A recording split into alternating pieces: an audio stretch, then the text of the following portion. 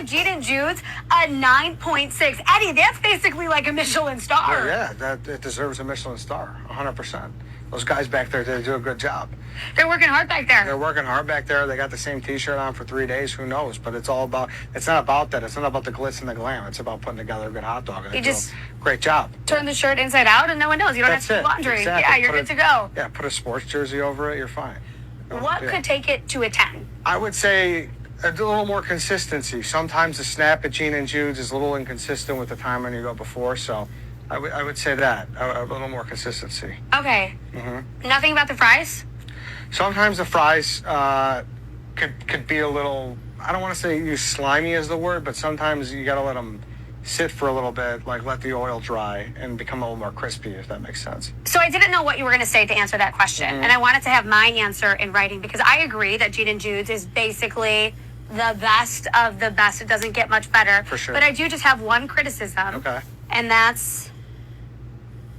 Okay, all right. that the fries need to be crispier. Fair. And so in case you said that, I didn't want you to think that I was just being a bandwagon, like, oh, Gotcha. yeah, the fries need to be crispier. Like, Gotcha. that is something that I feel very, very passionately about. First things first, love me some Eddie. If you're not following Eddie, you should be. I think he's very passionate about the things he talks about, especially if you're into Chicago sports, which I am for the most part. Everybody knows I'm not a Bears fan, but whatever. There is no doubt that the people who work at Gene and Jude's are some of the most dedicated and hard workers you're going to find. There are people working at Gene and Jude's that have been there for decades. Because the owners of Gene and Jude's take care of their employees. Right? They pay them extraordinarily well. They take care of them. B, it's almost like a family over there. My problem is I just don't like the goddamn food.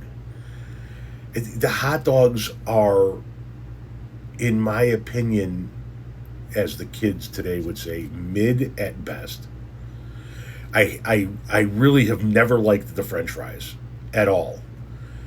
And the snobbish nature of the no ketchup shit is just, I get that that's kind of like a Chicago thing, no ketchup. But every fucking hot dog stand out there, even though they are like, hey, you're not supposed to put ketchup on a hot dog, they'll still put fucking ketchup on a hot dog. And at a minimum, if they won't put ketchup on a hot dog, they'll do something along the lines of what Superdog does, which is we won't put it on the hot dog, but we'll give you the ketchup packets and you could apply it yourself. Not Gene and Jude's. You ask for ketchup, they'll throw you out of the fucking joint. There is no ketchup to be had, not even a ketchup packet. When my father used to go to Gene and Jude's back in the day, he kept a shit ton of ketchup packets in the glove compartment just for that reason. And listen, it's not like I don't have ties to Gene and Jude's. I was fucking conceived in the parking lot, for crying out loud. My dad, my mother, my entire fucking family. My wife, I met a woman whose entire family's hooked on Gene and Jude's. My kids are hooked on it. It's not like I don't have deep ties to it. It's just, it's not good. And everybody raves about this fucking place. It's the last place in the Chicagoland area I would go get a hot dog.